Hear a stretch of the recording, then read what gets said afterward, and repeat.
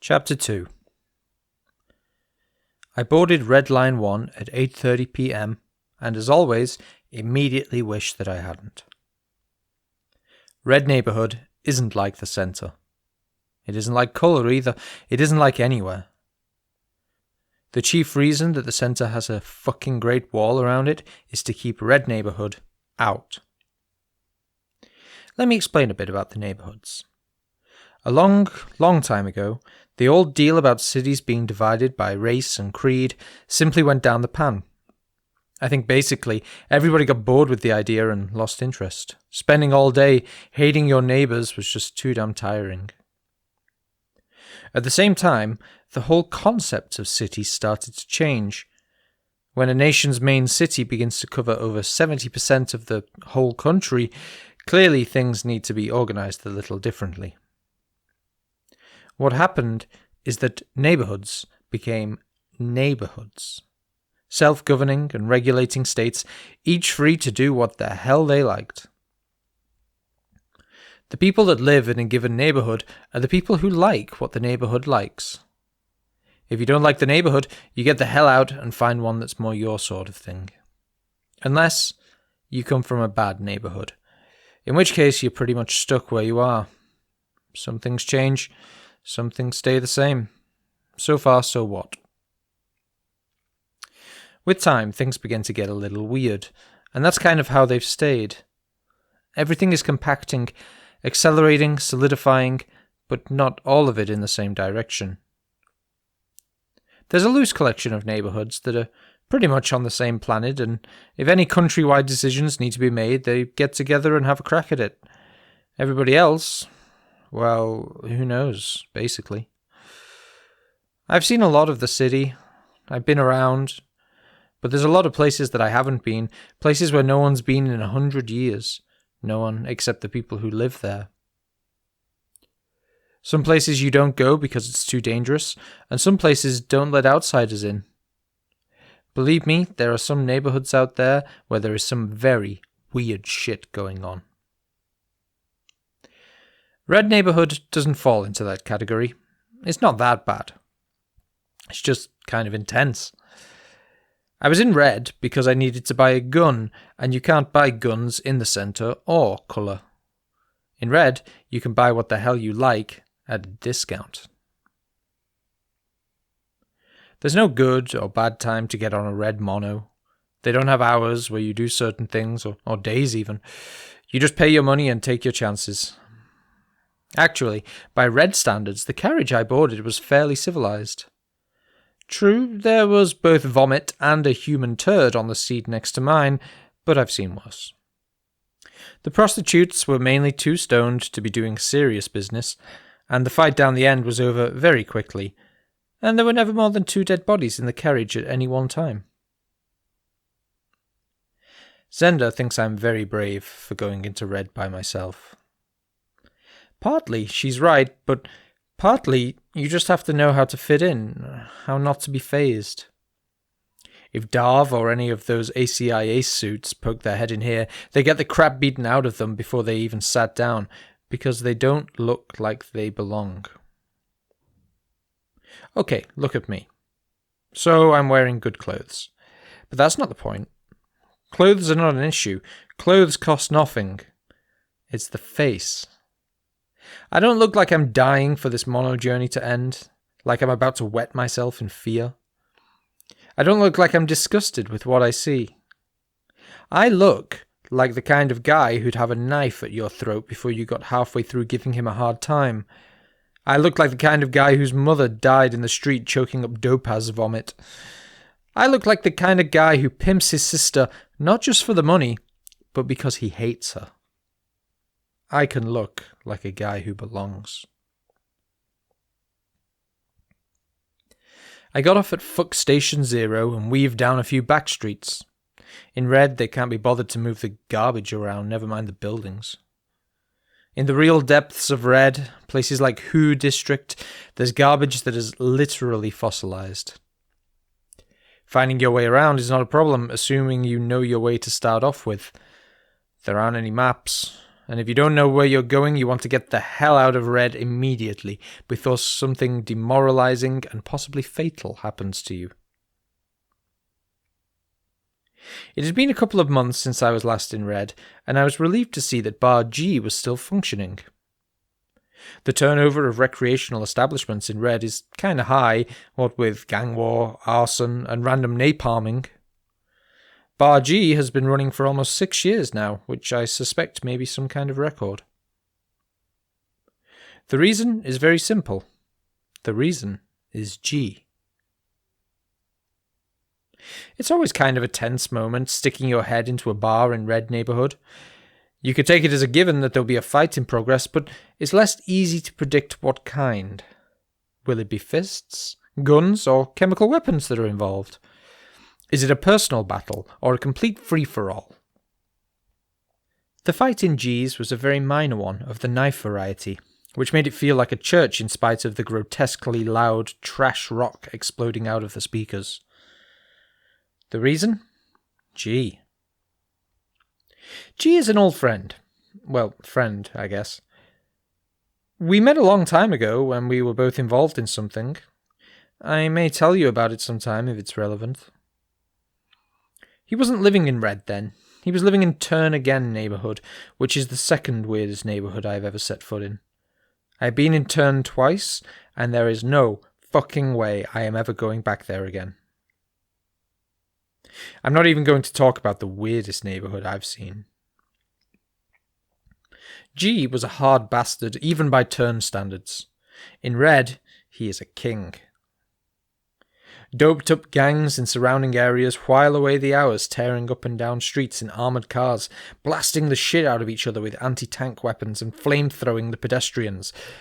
When they get to G's domain, they put the guns down and observe the speed limits until they're safely out the other side.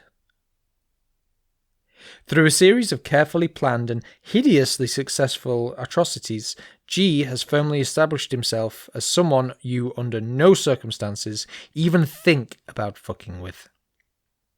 This makes him kind of a good contact to have in red, especially as he owes me a few favours. I owe him a few too, but the kind of favours we owe each other aren't complementary, and so they don't cancel each other out. At least we don't think they do. We've never really gotten to the bottom of the whole thing. I sat down at a table near the side and ordered some alcohol.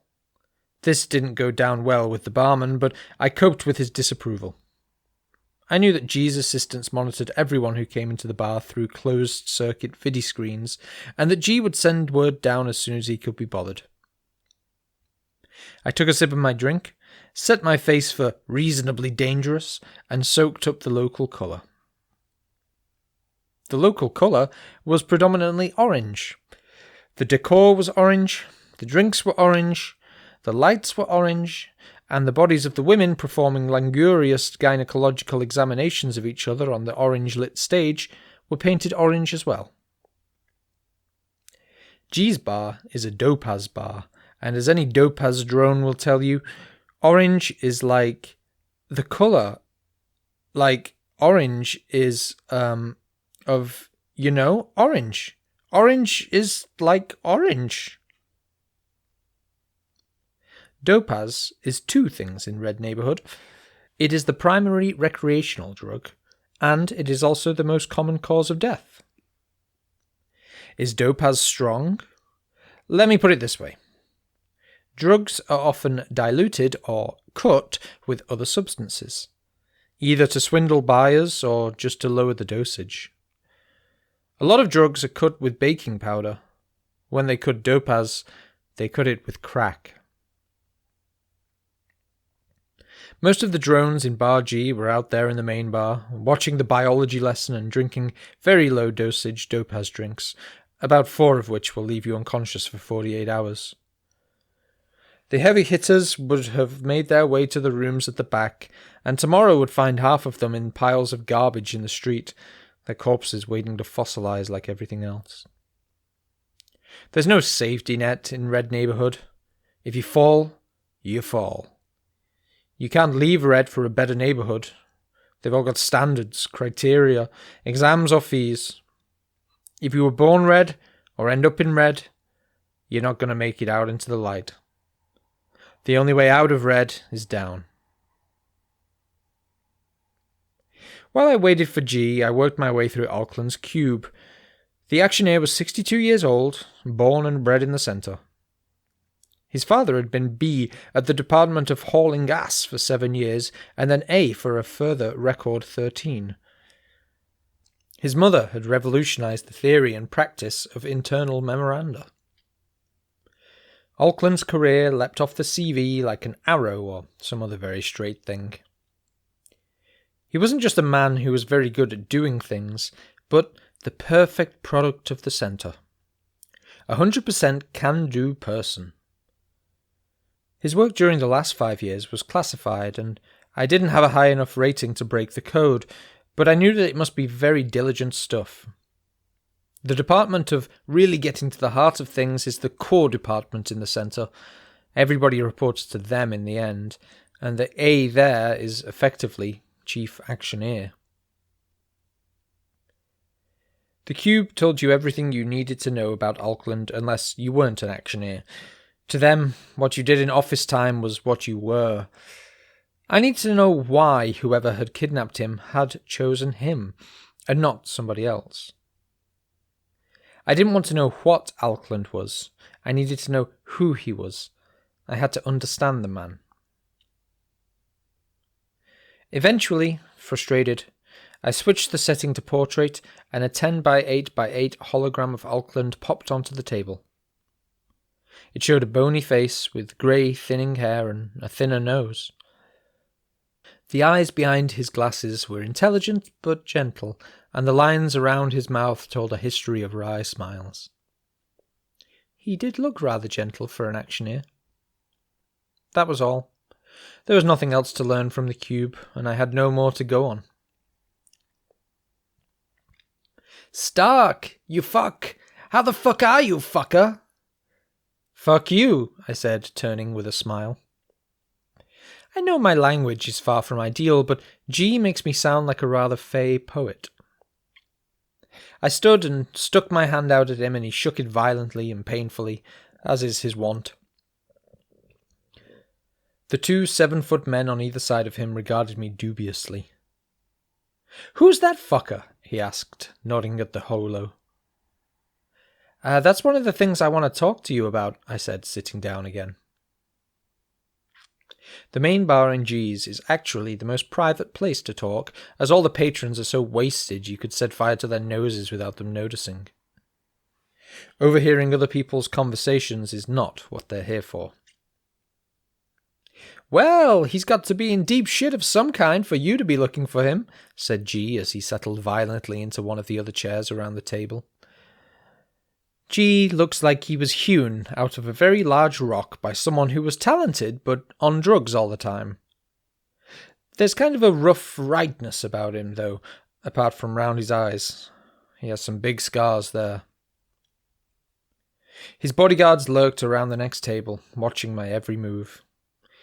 Given that G could kill either of them without breaking sweat, I've always thought of them kind of superfluous, but I guess there's a protocol to being a psychotic gang lord. G waved in the direction of the bar, and a pitcher of alcohol was on the table before his hand stopped moving. He nodded at the stage. "What do you think of the show?" "Obscene," I said, nodding in appreciation. "Genuinely obscene." "Yeah," he grunted, pleased. "Bred for it, you know."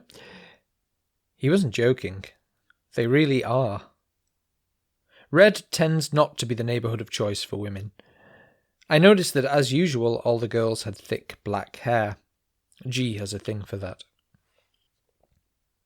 We chewed the rag for a while. I recapped the last few months, mentioned a couple of mutual acquaintances I'd run into. G told me his land had expanded another half-mile to the north, which explained his bar's continued existence.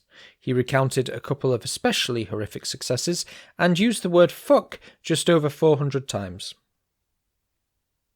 "So," he said in the end, waving and receiving another pitcher. "What the fuck do you want? I mean, obviously the joy of seeing my face, but what else?" Nice trousers, by the way. Thanks, I said. 2 things. I leaned over the table and dropped my voice just in case. I have to find this guy. His name's Auckland. People who are looking for him think he might be in red somewhere. An actioneer? Yeah, and not just any old can-do smartass. This is a golden boy. What the fuck's he doing in here, then? That, I don't know. I'm not even sure he is here. All I know is that he isn't in the centre. ACIA thinks he's been stolen and stashed in red somewhere. I guess it's the logical first choice. I sat back and took a drink of alcohol. G knew what I was asking. I didn't have to spell it out for him. On the stage, the sweating and toiling performers were joined by a pair of new girls, who immediately proceeded to go to the toilet over them. That's entertainment in red for you. No, said G after thinking. I nodded and lit another cigarette. I think I forgot to mention that I had one. Well, I had. I finished it, put it out, and then I lit another one. Use your imagination. Well, I guess not, I said. I'll listen for him. You still in colour?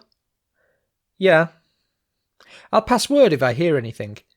Don't think I will, though. No, me neither. I don't think there's a gang in red with enough power to kidnap an actioneer right out of the centre, but it has to be someone else. Maybe a team out of turn or somewhere. They could be holding him here. What's the other thing, anyway? I need a gun. I lost mine. G grunted and waved at one of his bodyguards. G has a good line in waves. The guard didn't even need to come over to know what he was asking for. He just disappeared straight out the back. Thanks, I said. No problem.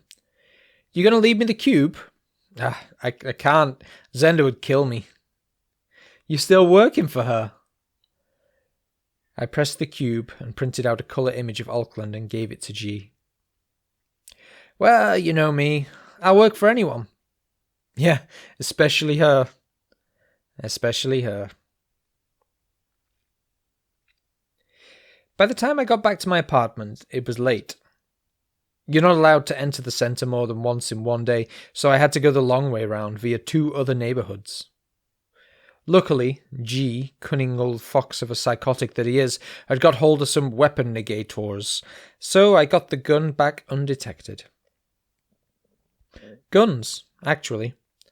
G gave me a gun, which is my weapon of choice, and also a FIRT as an added bonus. The FIRT is quite a flash laser device, which doubles as a cutting instrument and is therefore kind of useful.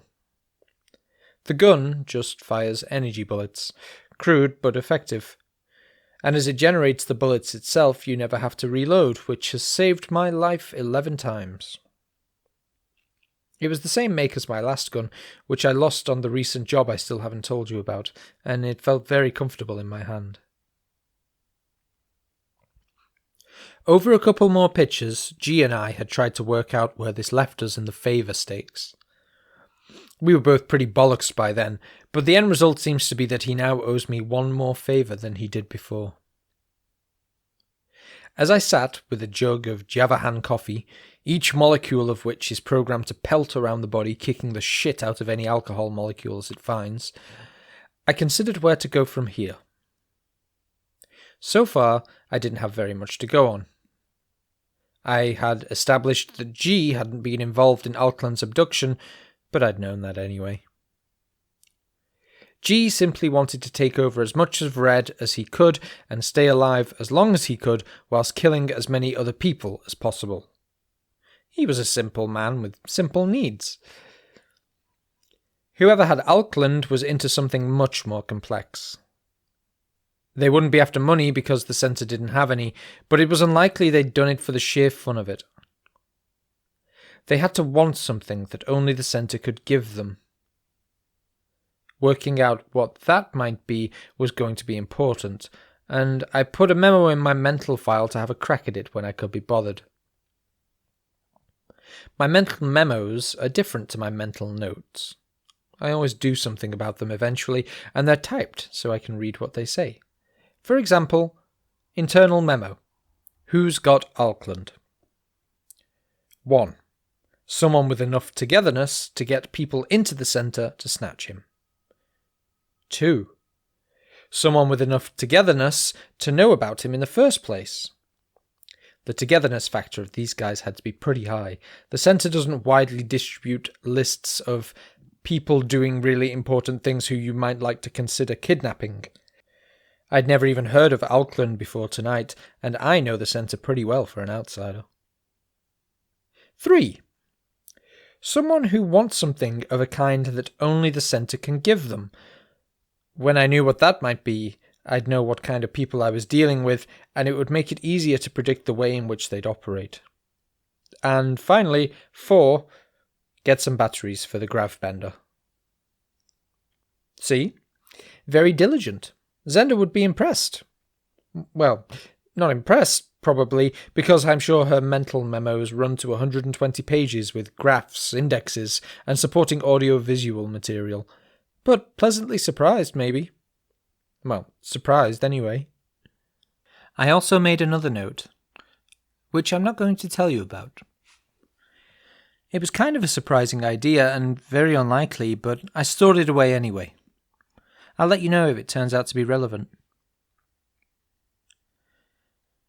By the time I finished the jug of coffee, I was completely sober.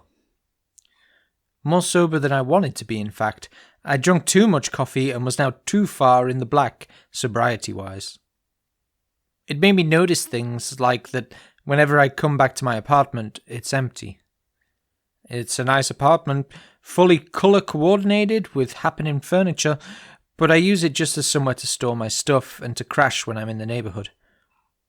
When I come back to it, it's always empty. No people, or no person, to be more precise. I have an apartment, I have more money than I need, and I have a job of sorts, but have I got a life? See what I mean?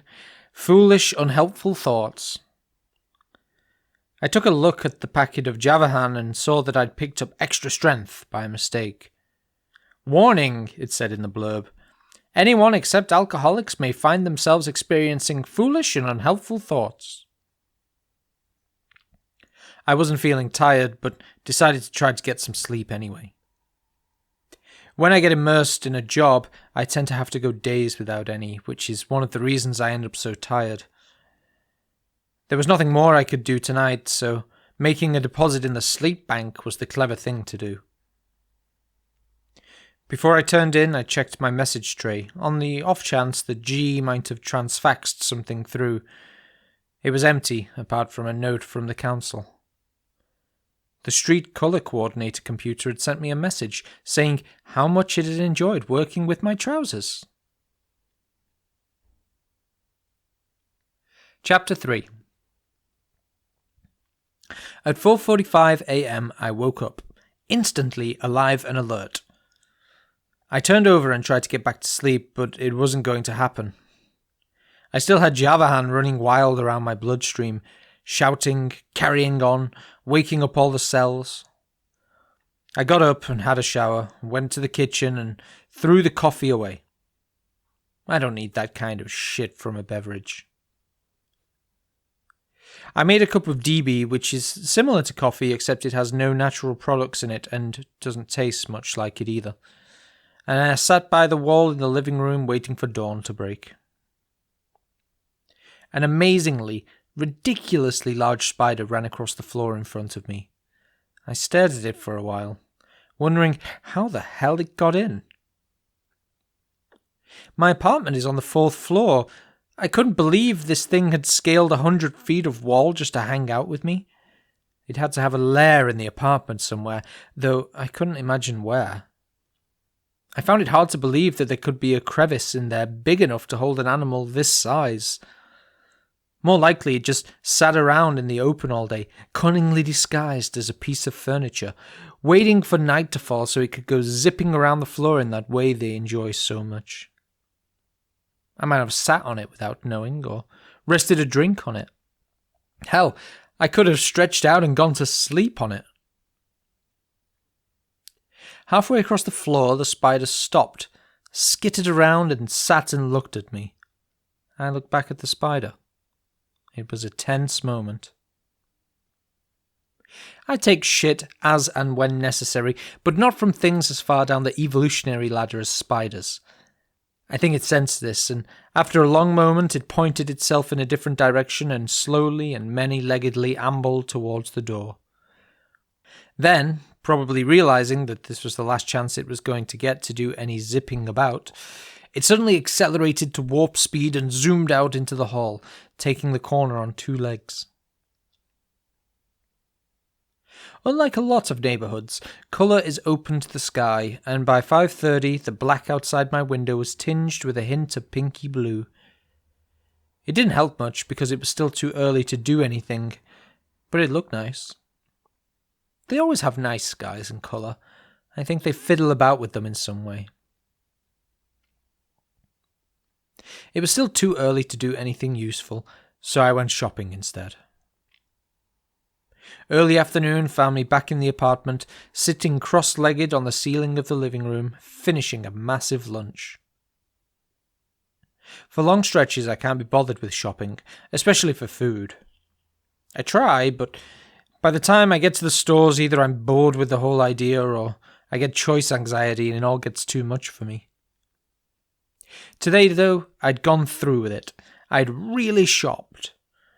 Food, batteries for the grav bender, food, normal strength coffee, food, and more food. I'd made the fridge really happy. Finally, it had something to get its teeth into again. Lots of stuff it could keep nicely cold and fresh. Not all of the food was for me. One of the things I had on my list of things to do was get in touch with my cat, Spangle, and see if he wanted to come over and stay for a while. First, though, I had some calls to make. I made them. I called all of the reliable contacts I have in neighbourhoods around the centre, and some of the unreliable ones too. Nothing. Whoever had snatched Auckland had done a truly tremendous job, secrecy-wise. It was looking more and more as if it had to be a gang from Turn neighbourhood, which was very bad news. I do this kind of thing, the normal things, largely for something to do.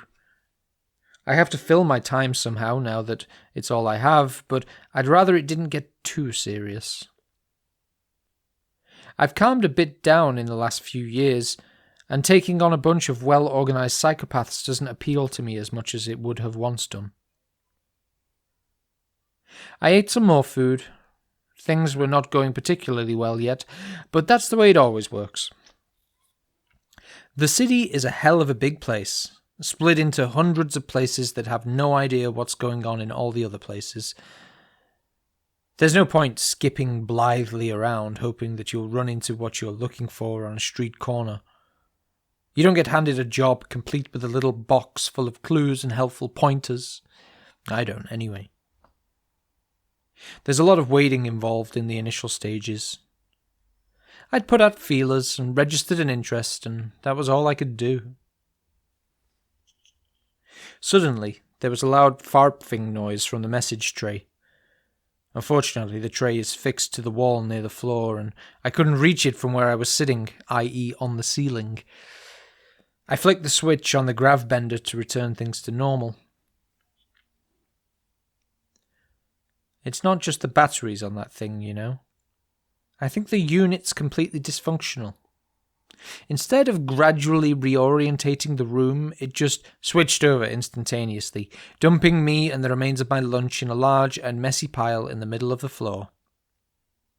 I made a mental note to go stand outside my ex-client's apartment sometime and shout, "Be wary if this gentleman asks to pay you in kind, lest the consumer goods he offers are faulty in significant ways," or something equally cutting, and then crawled painfully through the debris towards the message tray. I hadn't actually cleared up the mess from the last grav-bender disaster before turning it on again, and you haven't seen untidiness until you've seen a room where the gravity has failed twice in different directions. The message was from G. He was going to kick the shit out of an enclave in the Who subsection of Red, and would I like to come along? I knew G well enough to realise that this was not purely a social invitation. He was onto something. I quickly changed into attire suitable for gang warfare, likely to stop only just short of the deployment of nuclear weapons. Long black coat, black jacket, black trousers, black shirt. On impulse, I ran the clothes valet over the shirt first. It stayed black, but gained a very intricate, almost fractal pattern in very dark blues, purples, and greens. I found my gun and shoulder holstered it. It's always difficult to predict how long these things will go on, so I put a call through to Zenda to warn her I might be a little late calling in. This was me in full action mode, you see. Dynamic. Vibrant, but considerate too. Royan answered the vidiphone. Hi, Stark. Like the shirt. Thanks. Is Zenda available? Sorry, Stark. She's too busy to talk right now. Way too busy. She's always busy. Yeah, but she's busy to the max this time. She's too busy to talk to the people she's doing business with, let alone anyone else. Can I give her a message? Just that I might be a little late checking in. I'm going to a gang war. Oh, wow. Well, have a good time. I'll let her know. I looked for the furt, but couldn't see any sign of it in all the mess. The food had all disappeared.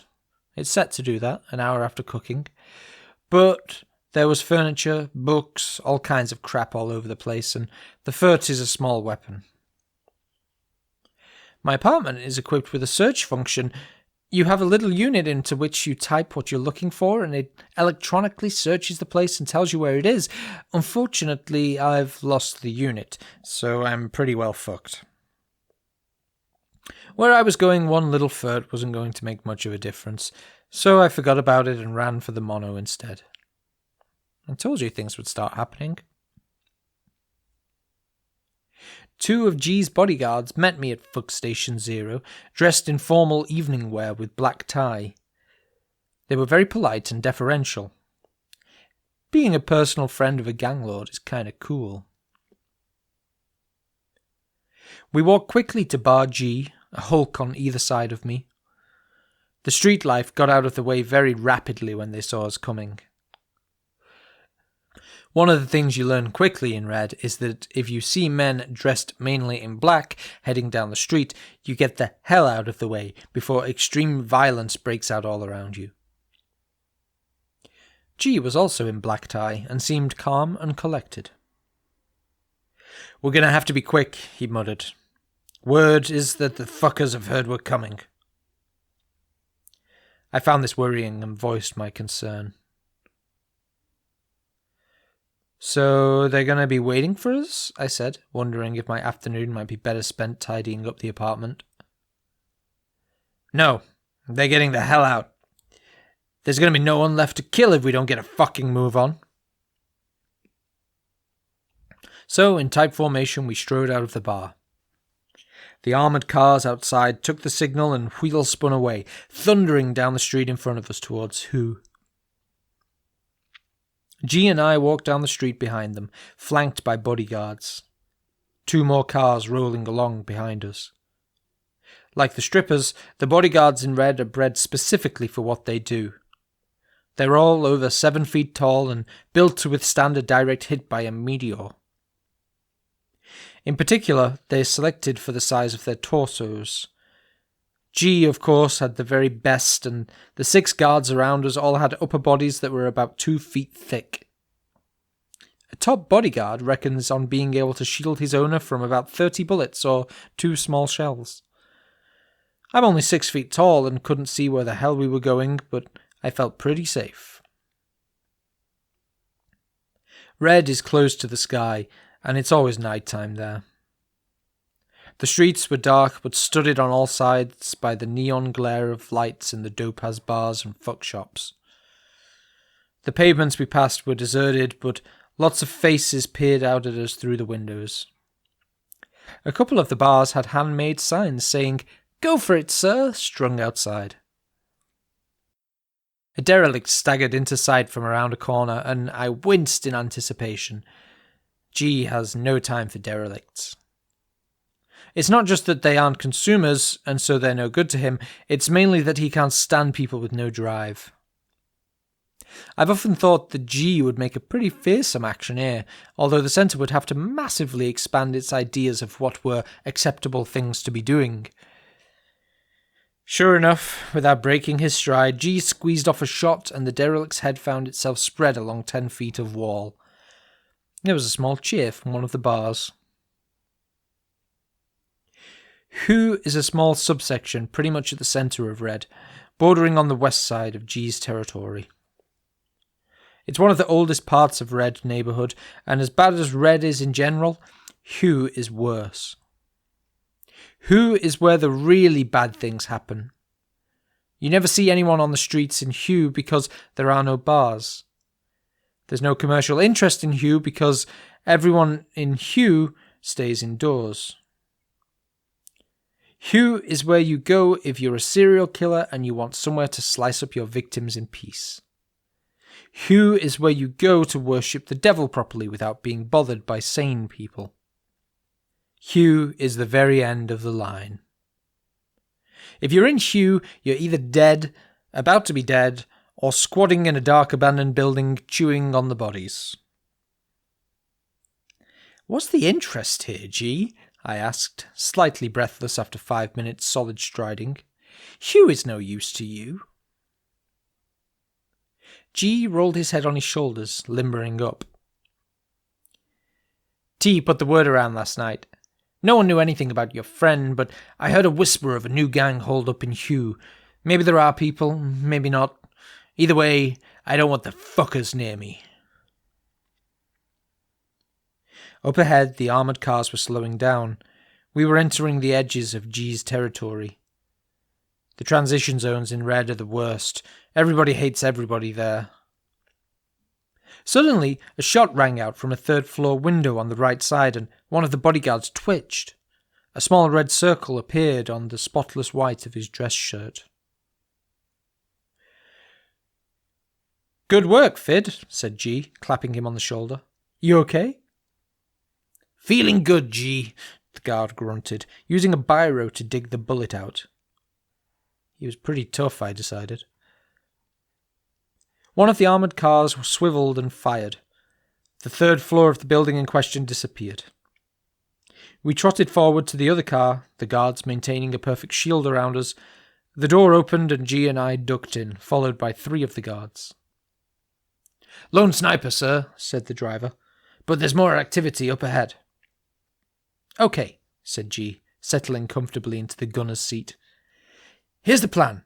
We go in there and kill everybody." "Works for me," the driver grinned and floored the accelerator. Basically, it took 10 minutes. The 4 cars screamed into Hugh, machine guns sending out a 360-degree spray of energy bullets and gunners pumping shells into anything that moved or looked like it might. Shots and shells poured back down at the cars from windows and shop fronts, but you can't argue with a man like G. Shooting at him just makes him more angry. As whole floors of buildings exploded around us, the hostile fire began to thin out, and the cars concentrated on wasting the men who began appearing in the streets, running like hell away from us. One lunatic jumped onto our car from a second-floor window and tried to fire his rocket launcher through the window. Fid, who'd finished calmly digging the bullet out of his chest, punched his fist through the 1-inch glass, and the man's body flew gracefully into the wall of the building we were screeching past. Most, but not all of it, then fell to the ground. "Okay," said G calmly. "Tell Cal 4 to turn around and head back out, in case anyone's running that direction. Tell 1 and 3 to drop back in formation to flank us." The 3 cars pelted down the street into the heart of Hugh, mowing down anything in their way. I would have hated to have been on the other side. To be running through hell on earth, half deafened by the sound of 3 pursuing armoured cars owned by the most dangerous man in red. That can't be much fun. That must be a dismal feeling. Luckily, the feeling would have been of short duration, as they were all put out of their misery very quickly. "Stop," said G quietly, and the cars halted instantaneously. There was a moment of silence as G cocked his head and listened to whatever jungle instinct it is that men like him have. Around us, the streets were empty, except for pieces of dead people and blazing rubble. The stonework was red with blood and the flickering of burning debris. "Okay," he said, finally, satisfied. "Let's go." Fid dealt out the weapons. He offered me a crunt launcher, but I patted my holster and he shrugged. When everyone was armament positive, another guard opened the door and we got out. The other 3 guards were already waiting for us, and G and I stepped into their shadow. G took a quick look around and then nodded at a building to our left. "There," he said. We walked slowly towards the building, the guards behind us facing backwards, crunt launchers cocked. Just before we reached the door of the building, there was a belt of noise from one of the launchers, and the sound of a scream mingled with an explosion on the other side of the street. "Nice one, Beige," said G, without even turning around. "Thank you, sir." There was a small fire in the ground floor of the building, but it didn't look like it was going to get out of hand. There was nothing to burn, just stone walls. Anything movable was stolen decades ago. It looked like it might have been an office block 100 years ago, back when people lived around here. There was kind of a weird smell about the place, but otherwise it didn't look that special. But G knows these things. I don't know why, he just does. We headed for the stairs and moved slowly up them, still in formation. The second floor was deserted. The smell was worse here, and I raised my eyebrows at G. "Think we found somebody's store cupboard," he said. He was right. On the 3rd floor the steps stopped and we had to cross the floor to get up any further.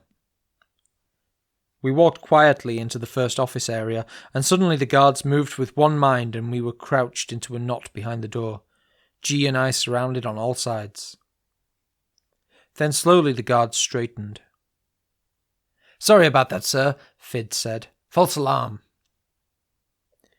We looked around the office. It was dark. The only light coming from the fires still raging outside. The floor was covered with human shapes, and the smell was terrible. "That's okay," said G. "Nice moving, anyway." Forced to proceed in single file, we threaded our way across the floor. Something combustible caught outside, and the fire flared up, throwing red and orange across the room. On the floor there were about 40 bodies. Mainly adults, although there were a few babies too. Many were missing their clothes, and each body had its face cut off to reveal dry bone below. Most were made up distinctively, with blue lipstick smeared across the remains of the gums, and green eyeshadow around the decaying eyeballs. All of the women had screwdrivers sticking out of their abdomens, and all of the men had their hands power-stapled together, as though in prayer. At first I thought the babies had been set on fire, but as I neared the other side of the room I noticed a change in the general condition of the bodies. They got older and more rotted, and more obviously chewed. This particular human being was storing his kills and eating the oldest ones first. The babies cooked, the adults raw and seething with maggots. I wondered where he was now.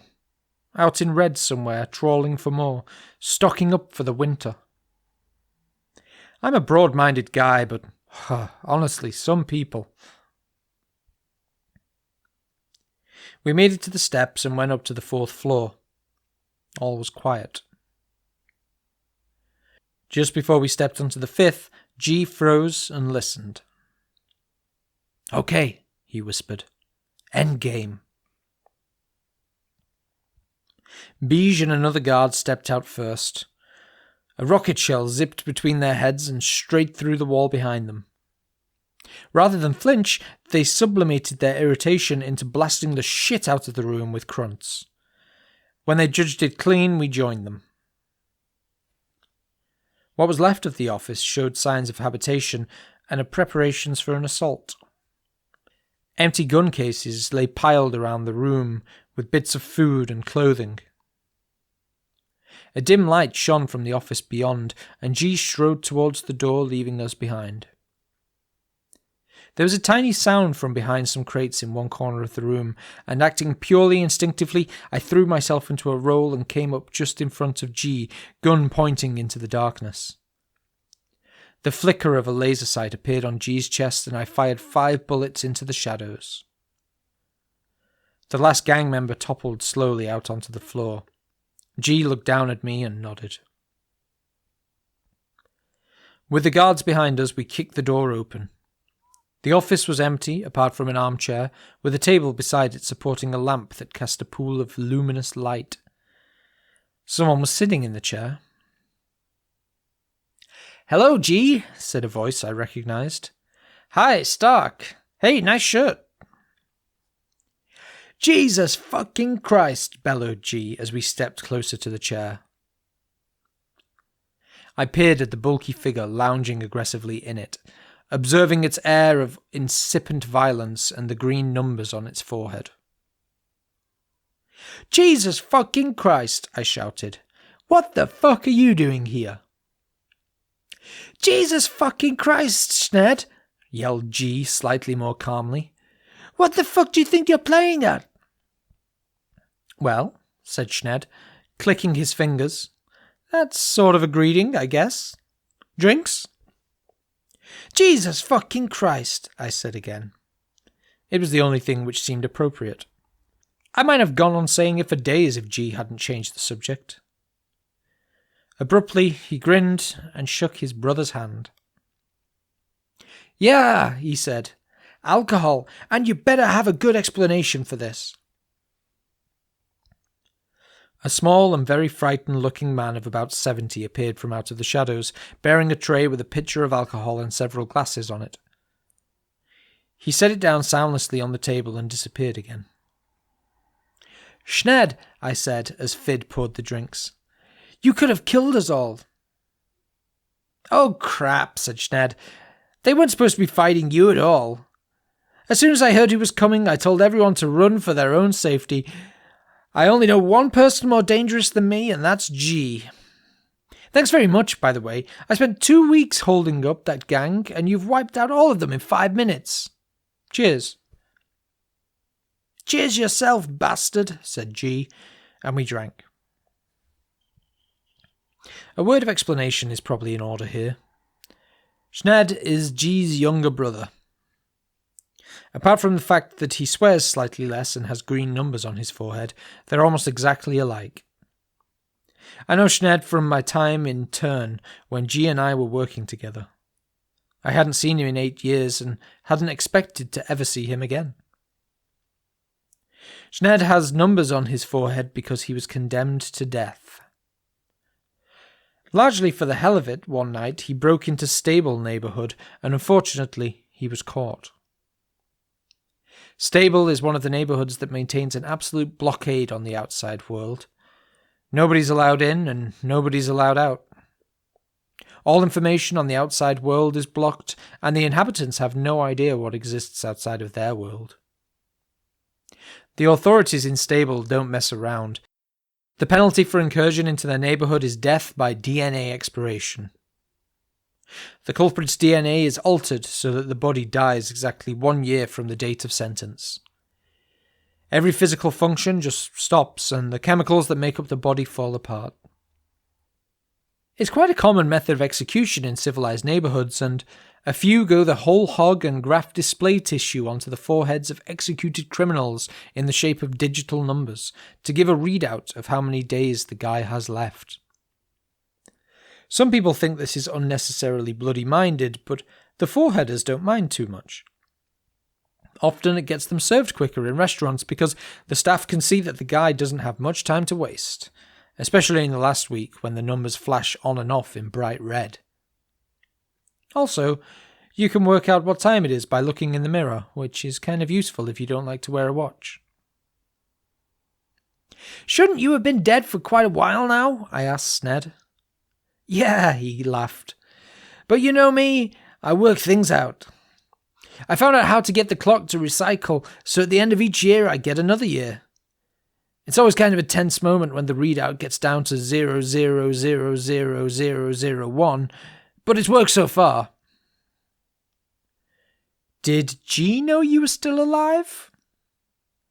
"Yeah," muttered G, "but I was trying to forget." "What the fuck are you doing here, Sned? What the fuck are you doing building up a gang?" "I got bored," he replied. "Thought I'd come into business with you for a while." "With me?" "Yeah. I didn't just want to tag along, so I thought I'd bring something of my own to the party, and now you've killed them all." "Sned," I asked, "was it just the gang you were bringing, or did you have anything else?" "What do you mean?" "Stark's looking for someone," said G, helping himself to more alcohol. The old man circulated, passing out nibbles to the bodyguards.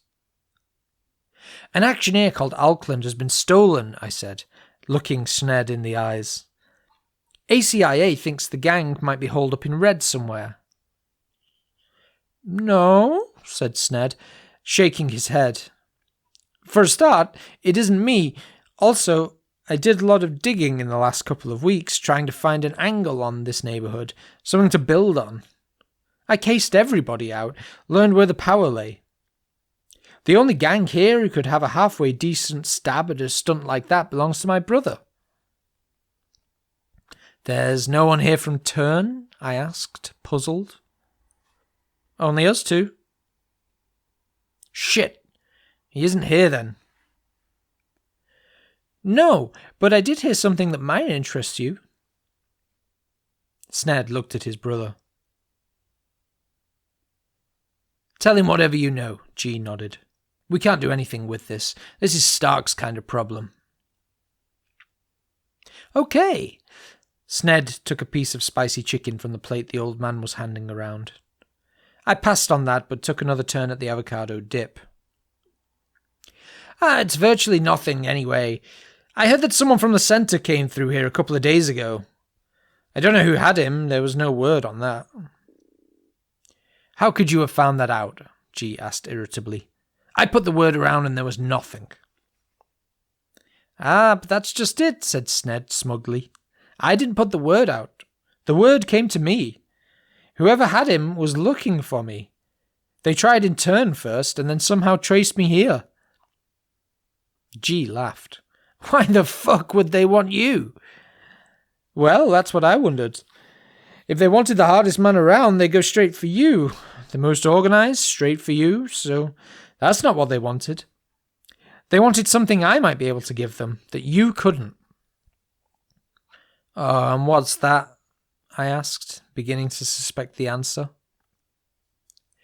"I think they wanted to know how to get into Stable neighborhood."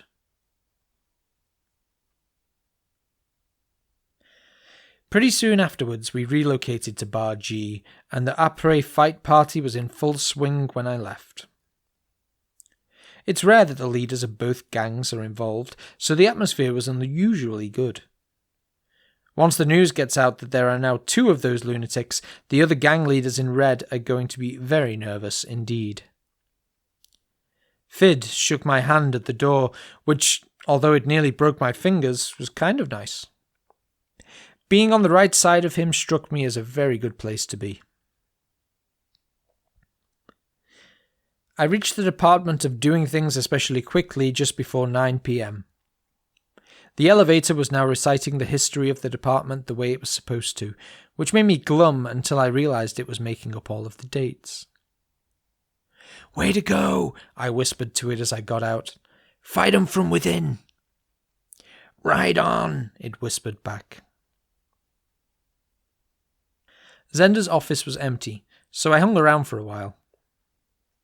Royne popped her head in briefly and said that she was on her way but could be late. I frowned to myself. Zenda is never late, not even for me. That's another of the things I like about her. She arrived at 9:03. In the centre, that was like turning up after everyone else had died of old age, and I let her get a drink before I said a word. She sat heavily on her chair and stared straight ahead for a moment, and then looked up at me. "Trouble?" I asked. "No," she said, but she was lying. After a pause, she stabbed the button on her intercom, barked out an instruction to someone about a meeting in 4 days' time. "Okay," she sighed. "What do you have?" "Auckland is not in red," I said. "Shit! But I think I know where he might be." Zenda brightened considerably at this and shone a smile at me. "Good man! Where?" It's not very good news, I'm afraid. I think he might have been taken into stable." "Stable? What the hell are you talking about?" "Think about it, Zenda. Whoever snatched Auckland is alarmingly together. Where's the cleverest place to hide someone?" "Somewhere where no one can go. Shit!" She drummed her fingers on the table for a moment. "I'm going to have to go higher up on this." She picked up the phone, and after a moment she spoke to someone, telling them that she needed to speak with C as soon as possible. She nodded at the reply and replaced the phone. "I can't authorize an incursion into a forbidden neighborhood. Shit! Shit, shit!" "Zenda," I asked gently, "what is going on?"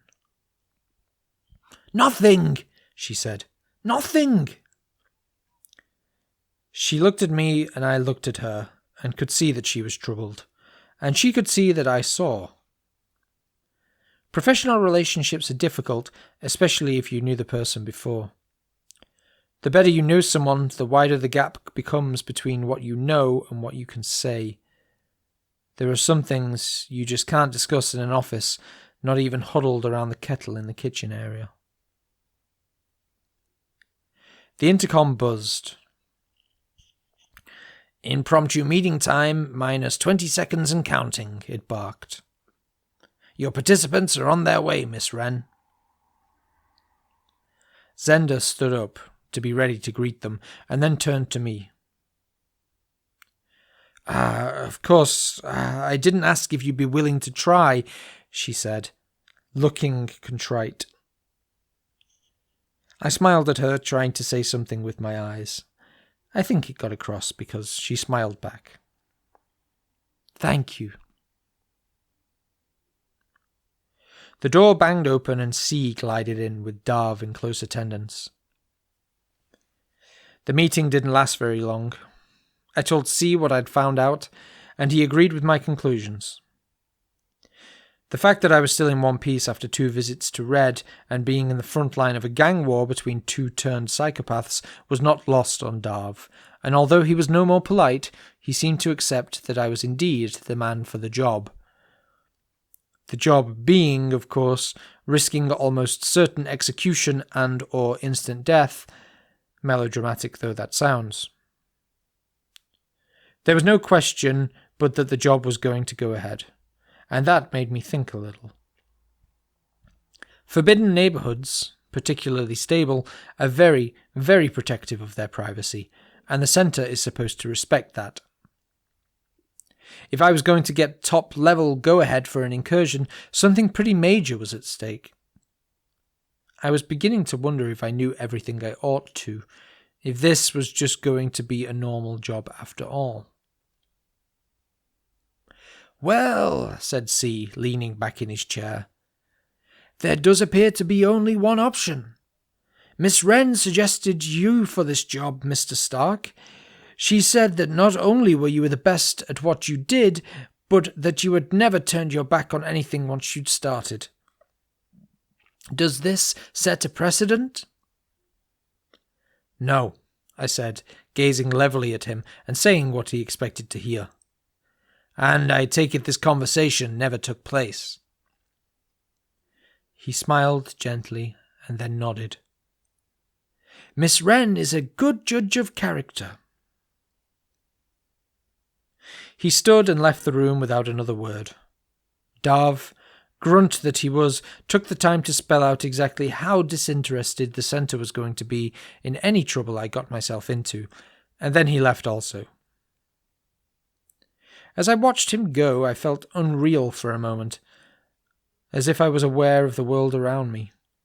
It passed. It always does. Zenda saw me to the door. "Be careful, Stark," she said. "I will," I said, kissing her hand and feeling for once a fragile pool of intimacy in the administrative desert. "And if there's anything I can do, should whatever it is that isn't wrong get any worse, call me." She nodded quickly twice, and I left.